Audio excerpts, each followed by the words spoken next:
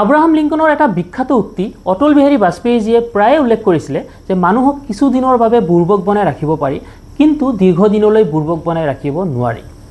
যোৱা দুদিন ধৰি এটা বিষয়ে বহুলভাৱে চৰ্চা লাভ কৰিছে। বিশেষকৈ শাসনাধিষ্ঠিত বিজেপি চৰকাৰৰ একাংশ নেতাই জনসাধাৰণক পতিয়ন নিয়াবলৈ খুবেই চেষ্টা চলাইছে যে কংগ্ৰেছ বা বিৰোধীয়ে লোকসভাত মহিলাৰ আসন সংৰক্ষণৰ বিধেয়কখন গৃহীত হ'ব নিদিলে। তেওঁলোকে নিবিচাৰে মহিলাৰ শক্তি বৃদ্ধি হোৱাটো। এটা সময় আছিল একাংশ লোকক তালি বজাব ক'লে তালি বজাইছিলে, থালি বজাব ক'লে থালি বজাইছিলে।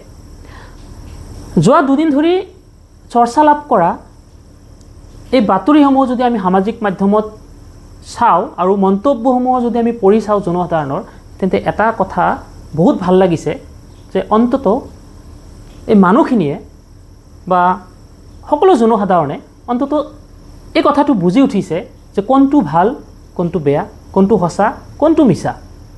সকলো কথাতে মিছা কথাৰে আভুৱা ভৰিব নোৱাৰি।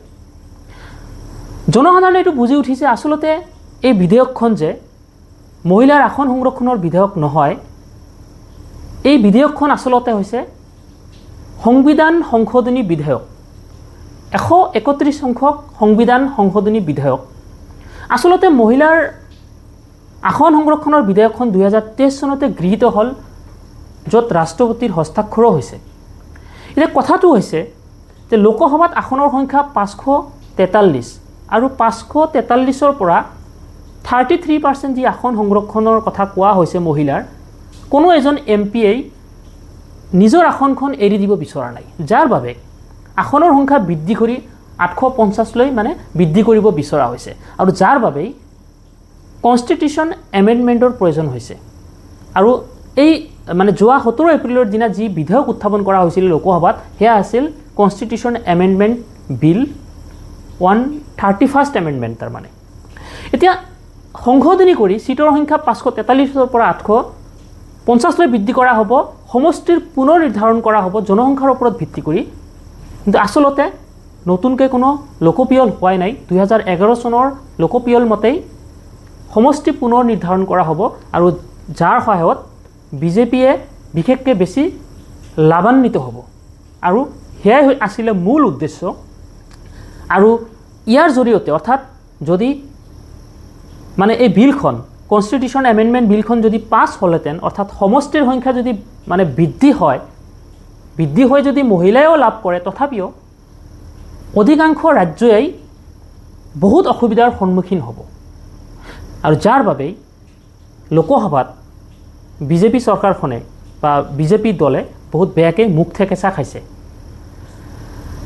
মুঠ ভোট পৰিছে 528টা, তাৰে ভিতৰত 298 ভোট সপক্ষে পৰিছে, 230টা ভোট বিপক্ষে পৰিছে আৰু সংখ্যাগৰিষ্ঠতাৰ বাবে ভোটৰ প্ৰয়োজন 352।